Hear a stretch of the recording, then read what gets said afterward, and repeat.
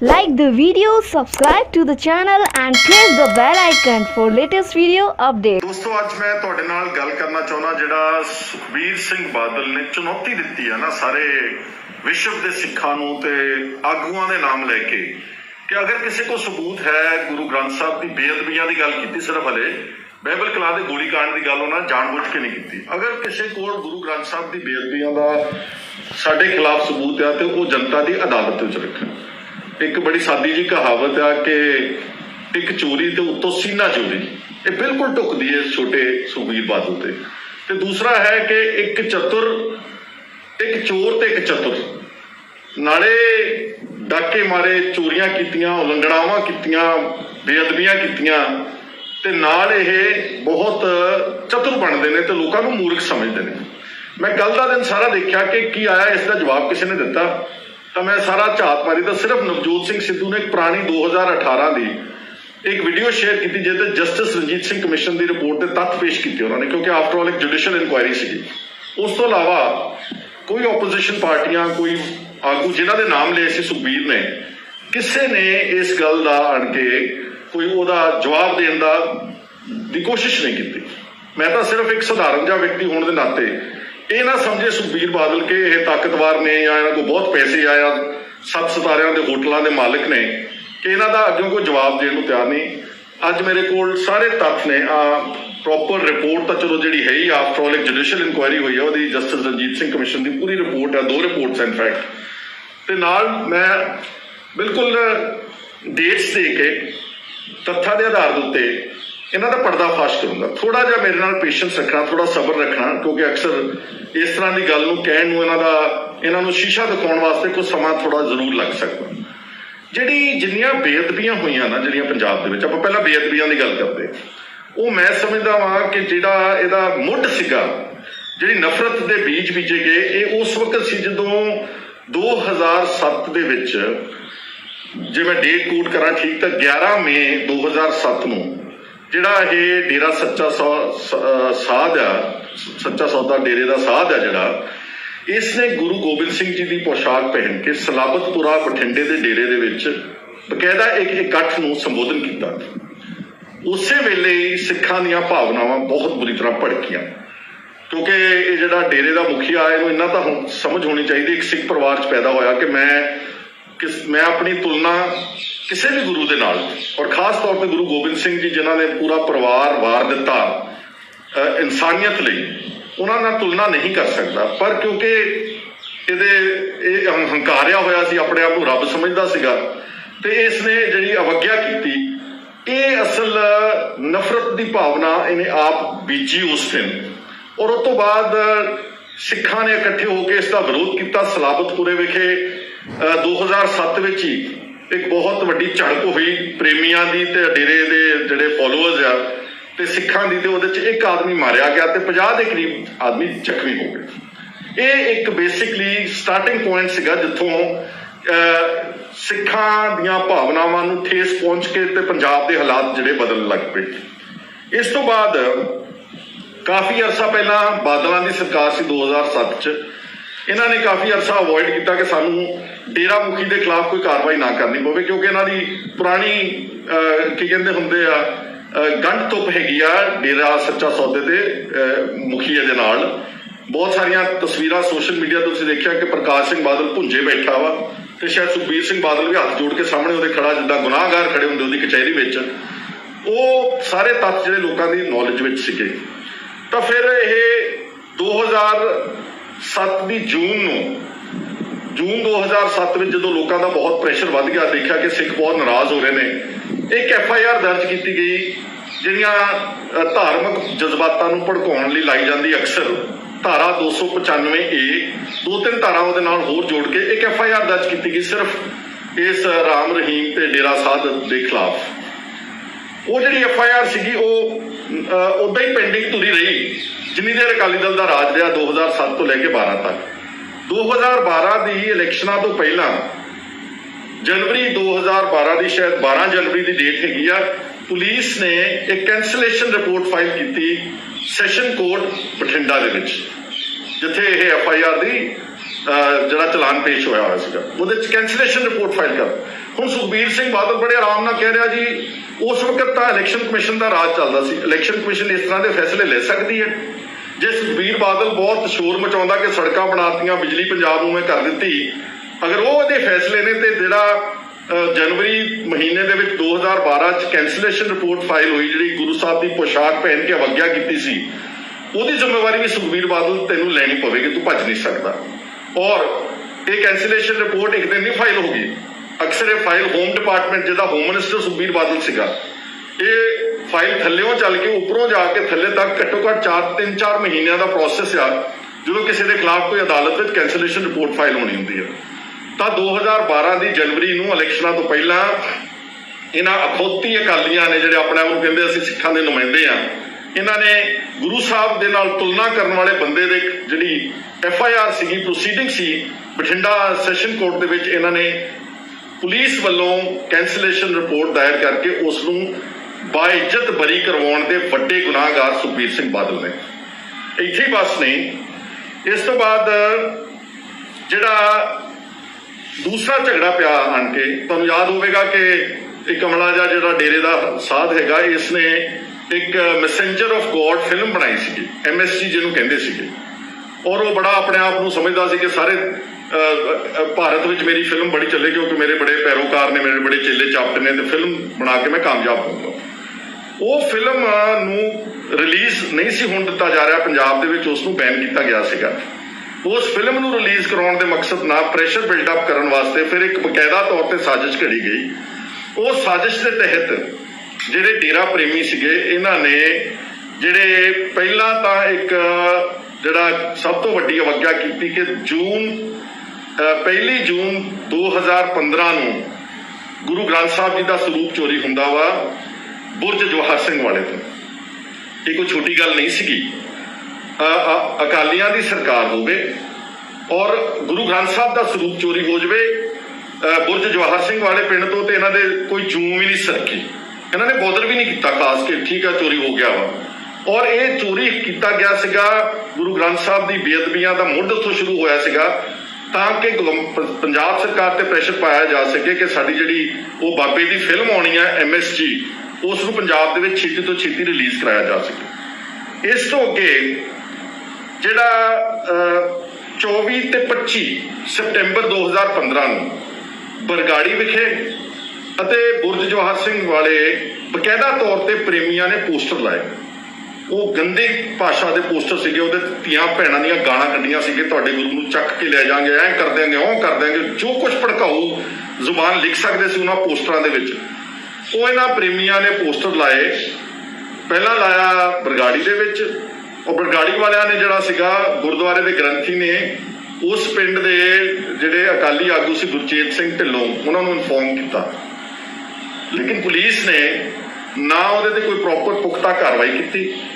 ਜਿਹੜਾ ਬਰਗਾੜੀ ਦਾ ਗੁਰਦੁਆਰਾ ਸਾਹਿਬ ਉਹ ਇਤਿਹਾਸਿਕ 10ਵੀਂ ਪਾਤਸ਼ਾਹੀ ਦਾ ਗੁਰਦੁਆਰਾ ਸਾਹਿਬ ਆ, ਉੱਥੇ ਦਾ ਜਿਹੜਾ SGPC ਦੇ ਗੁਰਦੁਆਰੇ ਦਾ ਮੈਨੇਜਰ ਸੀ, ਨਾ ਉਸਨੇ ਕੋਈ ਸਟੇਟਮੈਂਟ ਰਿਕਾਰਡ ਕੀਤੀ, ਨਾ ਉਹਦੇ ਤੇ ਕੋਈ ਐਕਸ਼ਨ ਲਿਆ। ਤੇ 25 ਸਤੰਬਰ ਨੂੰ ਅਗਲੇ ਦਿਨ ਬੁਰਜ ਜਵਾਹਰ ਸਿੰਘ ਵਾਲੇ ਵੀ ਇਹੀ ਤਰ੍ਹਾਂ ਦਾ ਪੋਸਟਰ ਲਾਇਆ ਗਿਆ ਕਿ ਅਗਰ ਸਾਡੀ ਇਹ MSG ਫਿਲਮ ਦੇ ਵਿੱਚ ਰੁਕਾਵਟਾਂ ਪਾਈਆਂ, ਸਾਡੀ ਇਹ ਫਿਲਮ ਰਿਲੀਜ਼ ਬਾਬੇ ਦੀ ਨਾ ਹੋਣ ਦਿੱਤੀ, ਤੇ ਅਸੀਂ ਤੁਹਾਡੇ ਗੁਰੂ ਦੇ ਅੰਗ ਗਲੀਆਂ ਵਿੱਚ ਰੋਲ ਦਿਆਂਗੇ, ਖਿਲਾਰ ਦਿਆਂਗੇ। ਮੈਂ ਪੁੱਛਣਾ ਚਾਹੁੰਦਾ, ਉਸ ਵਕਤ ਹੋਮ ਮਿਨਿਸਟਰ ਕੌਣ ਸੀ ਪੰਜਾਬ ਦਾ? ਸੁਖਬੀਰ ਸਿੰਘ ਬਾਦਲ।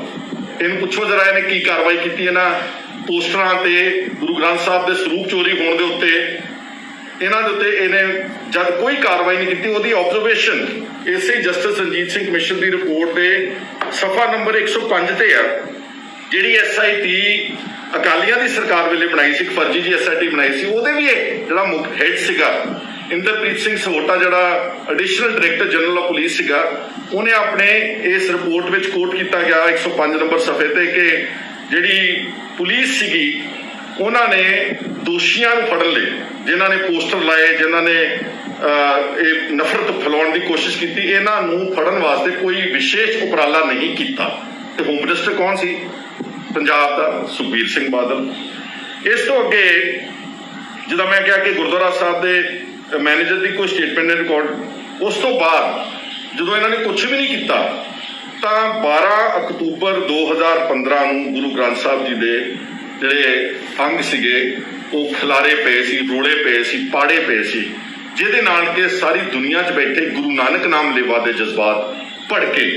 ਪਰ ਇਹਨਾਂ ਰਾਜ ਕਰਨ ਵਾਲੇ ਬਾਦਲ ਦੇ ਟੱਬਰ ਦੇ ਉੱਤੇ ਕੋਈ ਇਹਨਾਂ ਦੀ ਸਿਹਤ ਤੇ ਅਸਰ ਨਹੀਂ ਪਿਆ, ਔਰ ਇਹਨਾਂ ਨੇ ਕੋਈ ਇਨਵੈਸਟੀਗੇਸ਼ਨ ਕਿਸੇ ਪ੍ਰੇਮੀ ਦੇ ਖਿਲਾਫ ਚੱਜ ਨਾਲ, ਜਿਹੜੀ ਬਾਅਦ ਵਿੱਚ ਹੁਣ ਲੇਟਰ ਔਨ SIT ਨੇ ਜਿਹੜੇ ਪ੍ਰੇਮੀਆਂ ਨੂੰ ਨਾਮਜ਼ਦ ਕੀਤਾ, ਇਹਨਾਂ ਨੇ ਕੋਈ ਕੋਸ਼ਿਸ਼ ਨਹੀਂ ਕੀਤੀ। ਉਲਟਾ ਇਹਨਾਂ ਨੇ 2 ਸਿੱਖ ਨੌਜਵਾਨ ਬਰਗਾੜੀ ਦੇ ਹੀ 2 ਸਕੇ ਭਰਾ ਗਰੀਬ ਆਦਮੀ ਰੁਪਿੰਦਰ ਤੇ ਜਸਵਿੰਦਰ, ਉਹਨਾਂ ਦੇ ਚੱਡੇ ਪਾੜ ਦਿੱਤੇ, ਉਹਨਾਂ ਨੂੰ 3rd ਡਿਗਰੀ ਟਾਰਚਰ ਕੀਤਾ। ਉਹਨਾਂ ਨੂੰ ਪੁਲਿਸ ਨੇ ਇਹ ਕਿਹਾ ਕਿ ਤੁਸੀਂ ਇਹ ਕਬੂਲੋ ਕਿ ਸਾਰਾ ਜਿਹੜੀਆਂ ਬੇਅਦਬੀਆਂ ਤੇ ਜੋ ਖਲਾਰਾ ਪਿਆ ਹੈਗਾ ਇਹ ਅਸੀਂ ਕੀਤਾ ਵਾ, ਜਦਕਿ ਉਹ ਅੰਮ੍ਰਿਤਧਾਰੀ ਸਿੱਖ ਸੀਗੇ।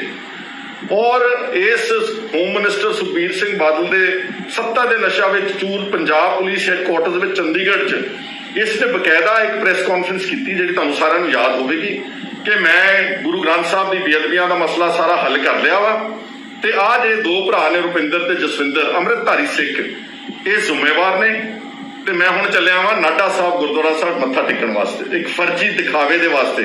ਤੇ ਜਿਨ੍ਹਾਂ ਨੇ ਅਸਲੀ ਕੀਤਾ ਸੀ ਪ੍ਰੇਮੀਆਂ ਨੇ, ਉਹਨਾਂ ਦੇ ਖਿਲਾਫ ਕੋਈ ਕਾਰਵਾਈ ਨਹੀਂ ਕੀਤੀ। ਇਹਦਾ ਮਖੌਟਾ ਜਿਹੜਾ ਸੀਗਾ ਉਸ ਦਿਨ ਬਹੁਤ ਵੱਡੇ ਪੱਧਰ ਦੇ ਉੱਤੇ ਐਕਸਪੋਜ਼ ਹੋਇਆ। ਇੱਕ ਇੰਪੋਰਟੈਂਟ ਡਿਵੈਲਪਮੈਂਟ ਇਹਦੇ 'ਚ ਹੋਰ ਹੋਈ ਆ ਕਿ ਜਦੋਂ MSG ਨੂੰ ਫਿਲਮ ਨੂੰ ਰਿਲੀਜ਼ ਕਰਾਉਣਾ ਸੀ ਇਹਨਾਂ ਨੇ, ਤਾਂ ਜਦ ਤੱਕ ਜਿਹੜਾ ਪੰਥ 'ਚੋਂ ਛੇਕਿਆ ਗਿਆ ਸੀਗਾ ਡੇਰਾ ਸੱਚਾ ਸੌਦਾ ਦਾ ਸਾਧ, ਤੁਹਾਨੂੰ ਸਭ ਨੂੰ ਯਾਦ ਹੈ ਜਦੋਂ ਇਹਨੇ ਪੁਸ਼ਾਕ ਕੀਤੀ ਤਾਂ ਅਕਾਲ ਤਖਤ ਸਾਹਿਬ ਦੇ ਜਥੇਦਾਰ ਨੇ ਉਸ ਵੇਲੇ ਇੱਕ ਫਰਮਾਨ ਜਾਰੀ ਕਰਕੇ ਇਸ ਨੂੰ ਪੰਥ 'ਚੋਂ ਛੇਕ ਦਿੱਤਾ ਸੀਗਾ, ਕੱਢ ਦਿੱਤਾ ਸੀਗਾ। ਹੁਣ ਜਦ ਤੱਕ ਉਹ ਬਹਾਲ ਨਹੀਂ ਸੀ ਹੁੰਦਾ ਜਾਂ ਉਹ ਮਾਫੀ ਨਹੀਂ ਸੀ ਦਿੱਤੀ ਜਾਂਦੀ, ਉਦੋਂ ਤੱਕ ਪੰਜਾਬ ਦੇ ਵਿੱਚ MSG ਫਿਲਮ ਰਿਲੀਜ਼ ਨਹੀਂ ਸੀ ਹੋ ਸਕਦੀ। ਫਿਰ ਉਸ ਨੂੰ ਇੱਕ ਸਾਜ਼ਿਸ਼ ਦੇ ਤਹਿਤ ਬਕਾਇਦਾ ਤੌਰ ਤੇ ਬਾਦਲ ਦੇ ਟੱਬਰ ਨੇ, ਦੋਨਾਂ ਨੇ, ਹੁਣ ਯਾਦ ਰੱਖਿਓ ਪ੍ਰਕਾਸ਼ ਸਿੰਘ ਬਾਦਲ ਮੁੱਖ ਮੰਤਰੀ ਸੀਗਾ ਤੇ ਸੁਖਬੀਰ ਸਿੰਘ ਬਾਦਲ ਹੋਮ ਮਿਨਿਸਟਰ, ਇਹਨਾਂ ਨੇ ਜਥੇਦਾਰ ਅਕਾਲ ਤਖਤ ਸਾਹਿਬ, ਉਸ ਵਕਤ ਜਥੇਦਾਰ ਵਿਦਾਂਤੀ ਸੀ, ਔਰ ਨਾਲ ਜਥੇਦਾਰ ਗੁਰਮੁਖ ਸਿੰਘ, ਜਿਹੜੇ ਜਥੇਦਾਰ ਦਮਦਮਾ ਸਾਹਿਬ ਦੇ ਤਖਤ ਦੇ ਤਲਵੰਡੀ ਸਾਬੋ ਦੇ ਜਥੇਦਾਰ ਸੀਗੇ, ਤੇ ਨਾਲ ਇੱਕ ਜਥੇਦਾਰ ਮੱਲ ਸਿੰਘ, ਇਹਨਾਂ ਤਿੰਨਾਂ ਨੂੰ 16 ਸਤੰਬਰ 2015, ਡੇਟ ਨੋਟ ਕਰ ਲਿਓ ਜ਼ਰਾ, 16 ਸਤੰਬਰ 2015 ਨੂੰ ਇਹਨਾਂ ਜਥੇਦਾਰਾਂ ਨੂੰ ਪਹਿਲਾਂ SGPC ਦਾ ਦਫ਼ਤਰ ਹੈ ਚੰਡੀਗੜ੍ਹ ਸੈਕਟਰ 5 ਦੇ ਵਿੱਚ, ਉੱਥੇ ਇਕੱਠੇ ਕੀਤਾ ਗਿਆ। ਫਿਰ ਇਹਨਾਂ ਨੂੰ ਇੱਕ ਇਨੋਵਾ ਗੱਡੀ ਜਿਸ ਦਾ ਨੰਬਰ PB02 CB 9513 ਵਿੱਚ ਬਿਠਾ ਕੇ ਚੀਫ ਮਿਨਿਸਟਰ ਦੀ ਸਰਕਾਰੀ ਕੋਠੀ ਵਿੱਚ ਇਹਨਾਂ ਜਥੇਦਾਰਾਂ ਨੂੰ ਰਜਾਇਆ ਗਿਆ। ਉੱਥੇ ਸੁਖਬੀਰ ਸਿੰਘ ਬਾਦਲ ਵੀ ਹਾਜ਼ਰ ਸੀ। ਇਹ ਗੱਲ ਦੀ ਗਵਾਹੀ ਮੈਂ ਨਹੀਂ ਕਹਿ ਰਿਹਾ ਕਿ ਇਹ ਗੱਲ ਦੀ ਗਵਾਹੀ ਇਸੇ ਜਸਟਿਸ ਰਣਜੀਤ ਸਿੰਘ ਕਮਿਸ਼ਨ ਦੀ ਰਿਪੋਰਟ ਵਿੱਚ ਕਿਸ ਨੇ ਗਵਾਹੀ ਦਿੱਤੀ, ਸਟੇਟਮੈਂਟ ਦਿੱਤੀ? ਹਿੰਮਤ ਸਿੰਘ ਨੇ, ਜਿਹੜਾ ਕਿ ਜਥੇਦਾਰ ਗੁਰਮੁਖ ਸਿੰਘ ਜਥੇਦਾਰ ਤਖਤ ਦਮਦਮਾ ਸਾਹਿਬ ਦਾ ਜਥੇਦਾਰ ਸੀ, ਉਸ ਦੇ ਸਕੇ ਭਰਾ। ਔਰ ਇਹਦੀਆਂ ਵੀਡੀਓਜ਼ YouTube ਤੱਕ ਅੱਜ ਤੱਕ ਅਵੇਲੇਬਲ ਨੇ।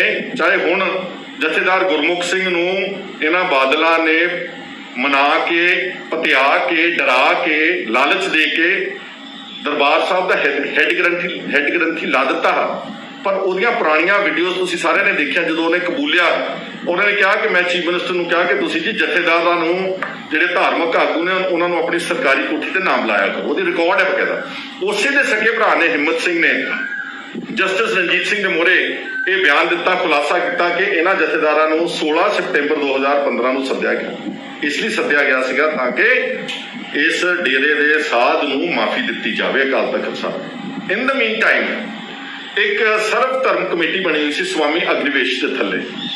ਉਹਨਾਂ ਨੇ ਇਸ ਡੇਰੇ ਦੇ ਸਾਧ ਦੇ ਕੋਲ ਜਾ ਕੇ ਇੱਕ ਨਰਮ ਜਿਹੀ ਚਿੱਠੀ ਲਿਖਾਈ ਸੀ ਹਿੰਦੀ ਦੇ ਵਿੱਚ। ਉਹਦੇ 'ਚ ਕਿਤੇ ਨਹੀਂ ਸੀ ਲਿਖਿਆ ਕਿ ਮੈਂ ਗਲਤੀ ਕੀਤੀ ਆ ਜਾਂ ਮੈਨੂੰ ਕੋਈ ਮਾਫੀ ਦਿੱਤੀ ਜਾਵੇ ਜਾਂ ਮੇਰੇ ਖਿਲਾਫ ਜਿਹੜਾ ਹੁਕਮਨਾਮਾ ਜਾਰੀ ਕੀਤਾ ਉਹ ਵਾਪਸ ਲਿਆ ਜਾਵੇ। ਹਿੰਦੀ ਵਿੱਚ ਇੱਕ ਨਰਮ ਜਿਹੀ ਚਿੱਠੀ ਸੀ। ਉਸ ਚਿੱਠੀ ਦੇ ਆਧਾਰ ਦੇ ਉੱਤੇ 24 ਸਤੰਬਰ ਨੂੰ, ਮਤਲਬ 16 ਨੂੰ ਇਹਨਾਂ ਨੂੰ ਸੱਦਿਆ ਗਿਆ ਚੀਫ ਮਿਨਿਸਟਰ ਦੀ ਕੋਠੀ 'ਚ। 24 ਸਤੰਬਰ ਨੂੰ ਜਥੇਦਾਰ ਅਕਾਲ ਤਖਤ ਨੇ ਇੱਕ ਐਮਰਜੈਂਸੀ ਮੀਟਿੰਗ ਸੱਦੀ ਆਪਣੇ ਜਥੇਦਾਰਾਂ ਦੀ ਅਕਾਲ ਤਖਤ ਸਾਹਿਬ ਅੰਮ੍ਰਿਤਸਰ ਤੇ। ਸੋਲ ਏਜੰਡਾ, ਇੱਕ ਏਜੰਡਾ, ਇਹ ਡੇਰਾ ਜਿਹੜਾ ਸੱਚਾ ਸੌਦਾ ਦਾ ਸਾਧ ਆ, ਇਸ ਨੂੰ ਅਸੀਂ ਮਾਫ ਕੀਤਾ, ਇਸ ਨੂੰ ਮੁੜ ਖਾਲਸਾ ਪੰਥ ਦੇ ਵਿੱਚ ਸ਼ਾਮਲ ਕਰਤਾ। ਜਿਹੜਾ ਹੁਕਮਨਾਮਾ ਸੀਗਾ ਅਸੀਂ ਇਹਨੂੰ ਕੌਮ ਚੋਂ ਕੱਢਿਆ ਸੀਗਾ, ਛੇਕਿਆ ਸੀ, ਉਹ ਅਸੀਂ ਵਾਪਸ ਲੈਂਦੇ ਹਾਂ। ਇੱਕ ਹਿੰਦੀ ਦੀ ਚਿੱਠੀ ਤੇ ਨਾ ਉਹ ਬੰਦਾ ਚੱਲ ਕੇ ਆਇਆ ਅਕਾਲ ਤਖਤ ਤੇ, ਨਾ ਉਸਨੇ ਚਿੱਠੀ ਵਿੱਚ ਲਿਖਿਆ ਕਿਤੇ ਬਿਨਾਂ ਮਾਫੀ ਮੰਗਣ ਤੋਂ, ਬਿਨਾਂ ਮਾਫੀ ਕਹਿਣ ਤੋਂ, ਲਿਖਣ ਤੋਂ, ਪੇਸ਼ ਹੋਣ ਤੋਂ ਜਥੇਦਾਰ ਅਕਾਲ ਤਖਤ ਨੇ 24 ਸਤੰਬਰ 2015 ਨੂੰ ਉਹਨਾਂ ਨੂੰ ਮਾਫ ਕਰਤਾ। ਸਵਾਮੀ ਅਗਨੀਵੇਸ਼ ਇਹ ਚਿੱਠੀ ਜਿਹੜੀ ਸੀ ਅਕਾਲ ਤਖਤ ਸਾਹਿਬ ਨੂੰ ਲੈ ਕੇ ਹਿੰਦੀ ਵਿੱਚ ਪੇਸ਼ ਹੋਇਆ ਸੀ। ਇਸ ਤੋਂ ਬਾਅਦ ਬਹੁਤ ਸ਼ੋਰ ਮਚਿਆ, ਸਭ ਨੂੰ ਤੁਹਾਨੂੰ ਪਤਾ ਬਹੁਤ ਹਾਹਾਕਾਰ ਮਚੀ, ਸਰਬੱਤ ਖਾਲਸਾ ਵੀ ਹੋਇਆ, ਲੱਖਾਂ ਆਦਮੀ ਉਸ ਸਰਬੱਤ ਖਾਲਸਾ ਦੇ ਵਿੱਚ ਪਹੁੰਚਿਆ। ਉਹ ਤੋਂ ਪਬਲਿਕ ਪ੍ਰੈਸ਼ਰ ਤੋਂ ਡਰਦਿਆਂ ਇਹਨਾਂ ਨੇ ਫਿਰ ਇੱਕ ਜਿਹੜਾ ਉਸ ਤੋਂ ਪਹਿਲਾਂ ਮੈਂ ਆ ਜਾਣਾ 24 ਨੂੰ ਇਹਨੂੰ ਮਾਫ ਕੀਤਾ ਗਿਆ ਜੀ, ਇਸ ਸਾਧ ਨੂੰ, ਤੇ 25 ਸਤੰਬਰ 2015 ਨੂੰ ਮੈਸੇਂਜਰ ਆਫ ਗੋਡ MSG ਜਿਹੜੀ ਫਿਲਮ ਸੀਗੀ ਉਹ ਪੰਜਾਬ ਦੇ ਵਿੱਚ ਵੀ ਰਿਲੀਜ਼ ਕਰ ਦਿੱਤੀ ਗਈ। ਮੈਂ ਸੁਖਬੀਰ ਬਾਦਲ ਨੂੰ ਪੁੱਛਣਾ ਚਾਹੁੰਦਾ, ਯਾਦ ਹੋਵੇਗਾ ਤੈਨੂੰ ਚੰਗੀ ਤਰ੍ਹਾਂ ਨਾਲ, ਤੇਰੀ ਸਰਕਾਰ ਸੀ, ਤੂੰ ਹੋਮ ਮਿਨਿਸਟਰ ਸੀਗਾ, ਤੇਰੀ ਸਰਕਾਰ ਦੇ ਨੱਕ ਦੇ ਥੱਲੇ 16 ਤਰੀਕ ਨੂੰ ਜਥੇਦਾਰਾਂ ਨੂੰ ਸੱਦਣ ਤੋਂ ਬਾਅਦ 24 ਨੂੰ ਅਕਾਲ ਤਖਤ ਸਾਹਿਬ ਦੇ ਉੱਤੇ ਉਹ ਇਸ ਸਾਧ ਨੂੰ ਮਾਫ ਕਰ ਦਿੰਦੇ ਆ, ਤੇ 25 ਨੂੰ ਤੁਸੀਂ ਪੰਜਾਬ ਦੇ ਵਿੱਚ ਇਹਦੀ MSG ਫਿਲਮ ਨੂੰ ਥੀਏਟਰਸ ਵਿੱਚ ਲੱਗਣ ਦੀ ਆਗਿਆ ਦੇ ਦਿੰਦੇ ਆ। ਬਹੁਤ ਸ਼ੋਰ ਮਚਿਆ ਔਰ ਆਪਣੀ ਮਾਫੀ ਨੂੰ ਜਸਟੀਫਾਈ ਕਰਨ ਵਾਸਤੇ ਫਿਰ SGPC ਦਾ ਦੁਰਉਪਯੋਗ ਕੀਤਾ ਗਿਆ।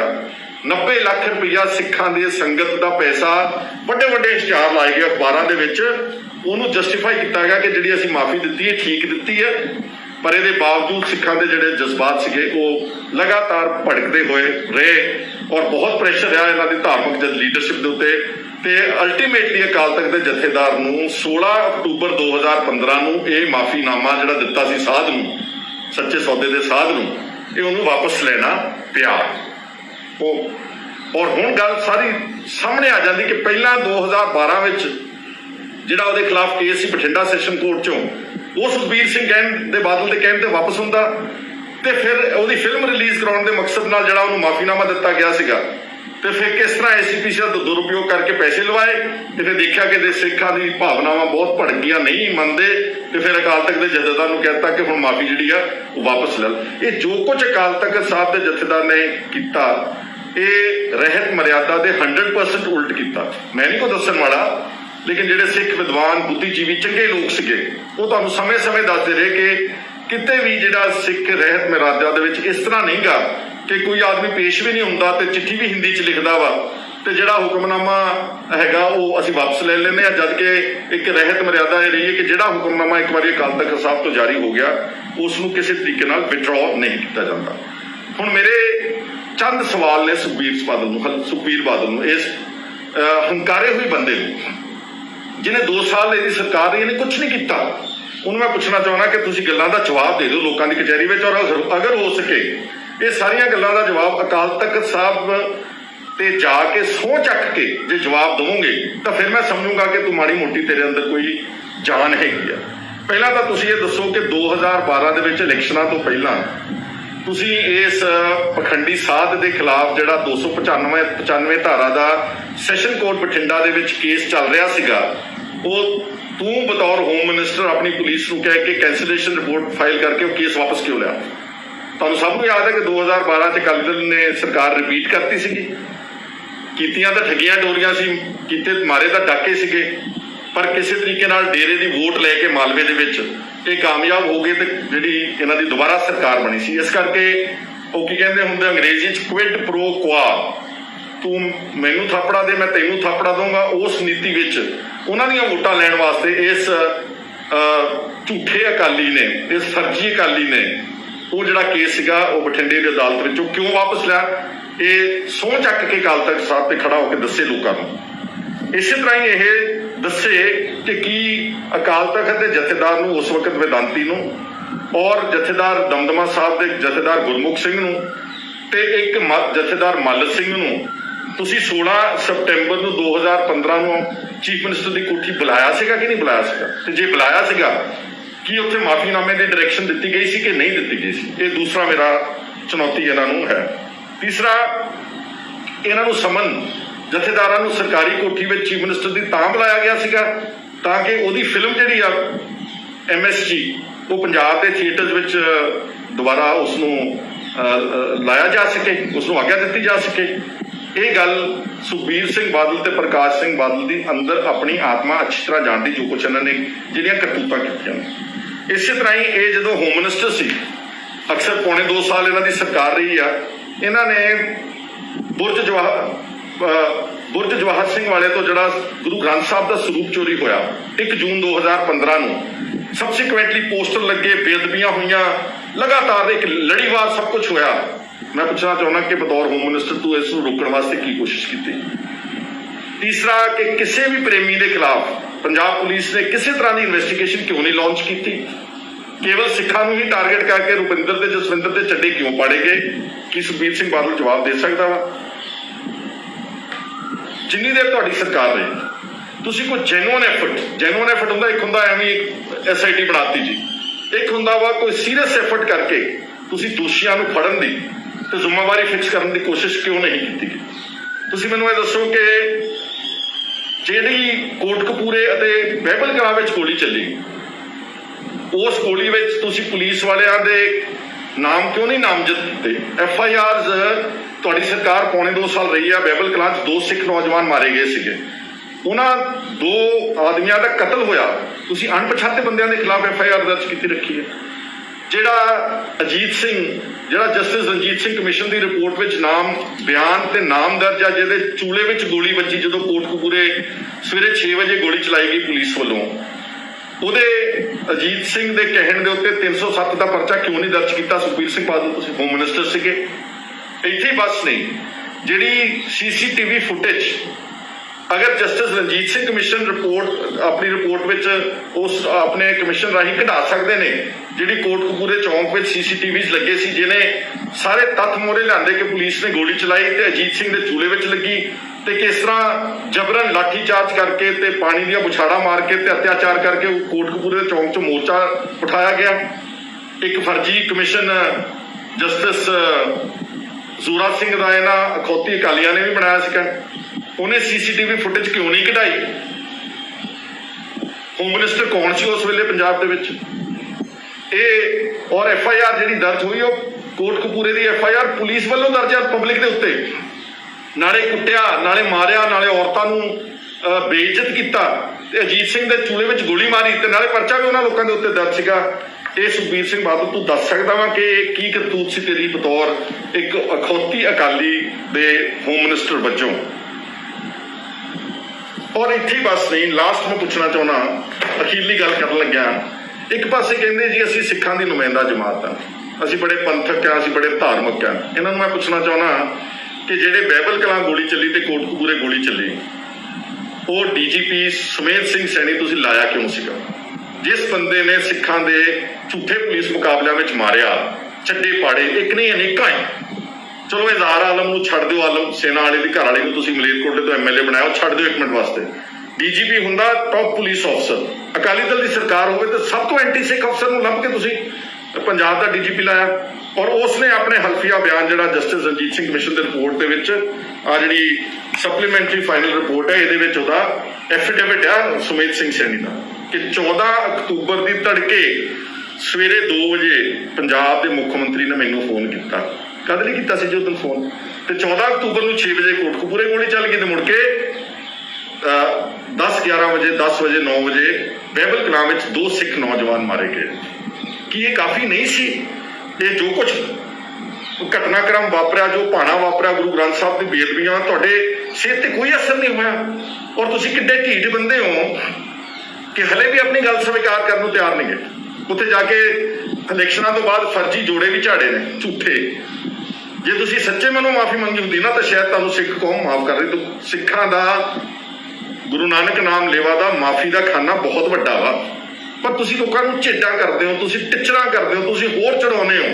ਲੋਕਾਂ ਨੇ ਤਾਂ ਫਤਵਾ ਦੇ ਦਿੱਤਾ ਤੁਹਾਨੂੰ 2017 ਦੀ ਅਸੈਂਬਲੀ ਚੋਣ ਵਿੱਚ, ਜਿਹੜਾ ਅਕਾਲੀ ਦਲ ਕਦੀ ਇੰਨੀ ਬੁਰੀ ਤਰ੍ਹਾਂ ਹਾਰਿਆ ਨਹੀਂ ਸੀਗਾ, ਤੁਹਾਨੂੰ ਸਿਰਫ 14-15 MLA ਦੇ ਲੋਕਾਂ ਨੇ ਲੈਣ ਦਾ, ਹੋਰ ਤੋਂ ਜ਼ਿਆਦਾ ਕੀ ਕਰ ਸਕਦੇ ਸੀਗੇ।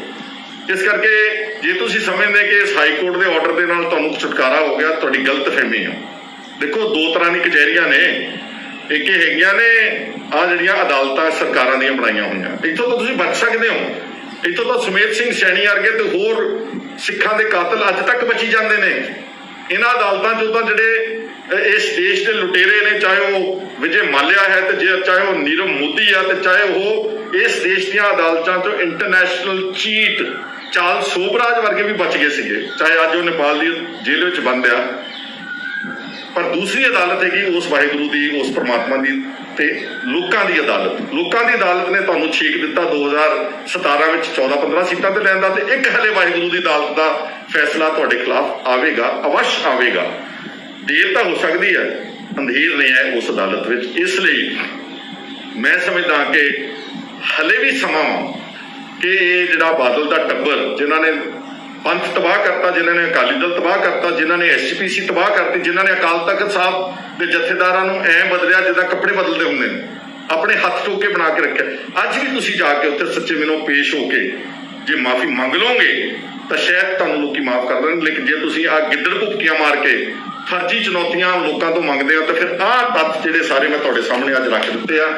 ਜੇ ਤੁਹਾਡੇ 'ਚ ਜਾਨ ਹੈਗੀ ਆ ਤੇ ਅਕਾਲ ਤਖਤ ਸਾਹਿਬ ਪੇਸ਼ ਹੋ ਕੇ ਇਹਨਾਂ ਗੱਲਾਂ ਦਾ ਜਵਾਬ ਦੇ ਦਿਓ। ਨਹੀਂ ਦੇ ਸਕੋਗੇ ਤਾਂ ਲੋਕਾਂ ਨੂੰ ਪਹਿਲਾਂ ਹੀ ਪਤਾ ਵਾ ਕਿ ਤੁਸੀਂ ਇਹਨਾਂ ਸਾਰੀਆਂ ਘਟਨਾਵਾਂ ਦੇ ਜ਼ਿੰਮੇਵਾਰ ਗੁਰੂ ਗ੍ਰੰਥ ਸਾਹਿਬ ਦੀ ਬੇਅਦਬੀਆਂ ਦੇ, ਗੁਰੂ ਗ੍ਰੰਥ ਸਾਹਿਬ ਦੇ ਚੋਰੀ ਸਰੂਪ ਹੋਣ ਦੇ, ਬਾਈਬਲ ਕਲਾਂ ਦੇ ਕਤਲਾਂ ਦੇ, ਕੋਟਕਪੂਰੇ ਦੇ ਫਾਇਰਿੰਗ ਦੇ, ਤੇ ਜੋ ਕੁਝ ਤੁਸੀਂ ਬਾਕੀ ਲੁੱਟ ਖਸੁੱਟ ਕੀਤੀ, ਉਹ ਸਭ ਲੋਕ ਤੁਹਾਡੇ ਬਾਰੇ ਅੱਛੀ ਤਰ੍ਹਾਂ ਜਾਣਦੇ। ਔਰ ਜੇ ਤੁਸੀਂ ਠੀਕ ਸਮੇਂ ਦੇ ਮੇਰੀਆਂ ਗੱਲਾਂ ਤੇ ਇਸ ਨੂੰ ਸ਼ੇਅਰ ਜ਼ਰੂਰ ਕਰਨਾ। ਤੇ ਜਿਹੜੇ ਪਹਾੜੇ ਦੇ ਟੱਟੂ ਨੇ ਅਕਾਲੀਆਂ ਦੇ, ਇਹਨਾਂ ਬਾਦਲ ਦਲੀਆਂ ਦੇ, ਉਹਨਾਂ ਨੂੰ ਮੇਰੀ ਵਾਰਨਿੰਗ ਆ ਕਿ ਇਹਨੂੰ ਇਸ ਪੇਜ ਤੋਂ ਅਵੋਇਡ ਕਰਿਓ। ਅਗਰ ਗਾਲੀ ਕਲੋਜ਼ ਕਰੋਗੇ ਤੇ ਸਾਈਬਰ ਕੈਫੇ ਹੈਗਾ ਤੇ ਪਰਚੇ ਵੀ ਦਰਜ ਹੁੰਦੇ ਨੇ, ਜਿੱਦਾਂ ਤੁਹਾਡੀ ਕਰਾਉਂਦੀ ਰਹੀ ਤੁਹਾਡੀ ਅਖੌਤੀ ਅਕਾਲੀ ਸਰਕਾਰ, ਉਹਦਾ ਪਰਚੇ ਅਸੀਂ ਵੀ ਦਰਜ ਕਰਾ ਸਕਦੇ। ਮਾਈਂਡ ਯੋਰ ਲੈਂਗੁਏਜ, ਅਵੋਇਡ ਉਹਨਾਂ ਲੋਕਾਂ ਨੂੰ ਸੁਣਿਆ ਜਿਹੜੇ ਇੱਥੇ ਪਹਾੜੇ ਦੇ ਟੱਟੂ ਭੇਜੇ ਹੁੰਦੇ ਇਹਨਾਂ ਨੇ, ਫੇਕ ਆਈਡੀਜ਼ ਵਾਲੇ, ਉਹਨਾਂ ਵਾਸਤੇ ਆ। ਤੁਹਾਡਾ ਸਾਰਿਆਂ ਦਾ ਸ਼ੁਕਰੀਆ। ਉਮੀਦ ਕਰਦਾ ਕਿ ਤੁਸੀਂ ਮੇਰੀ ਗੱਲ ਨਾਲ ਸਹਿਮਤ ਹੋਵੋਗੇ, ਜਿਹੜੀ ਕਿ ਬਿਲਕੁਲ ਡੇਟ ਵਾਈਜ਼ ਔਰ ਇਸ਼ੂ ਬੇਸਡ ਔਰ ਫੈਕਟਸ ਦੇ ਉੱਤੇ ਆਧਾਰਿਤ ਅੱਜ ਮੈਂ ਤੁਹਾਡੇ ਨਾਲ ਗੱਲ ਕੀਤੀ। ਤੁਹਾਡਾ ਸਾਰਿਆਂ ਦਾ ਬਹੁਤ ਬਹੁਤ ਸ਼ੁਕਰੀਆ, ਧੰਨਵਾਦ।